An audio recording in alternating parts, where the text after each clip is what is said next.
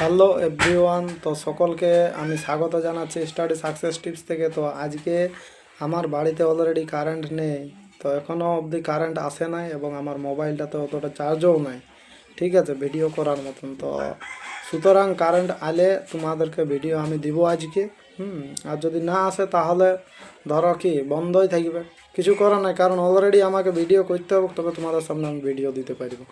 তো সবাই চ্যানেলটি সাবস্ক্রাইব করে রাখো, যদি কারেন্ট আসে একটু পরে তো তাহলে তোমরা স্টাডি সাকসেস টিপস এই চ্যানেলের মাধ্যমে অলরেডি আজ ভিডিও পেয়ে থাকবে।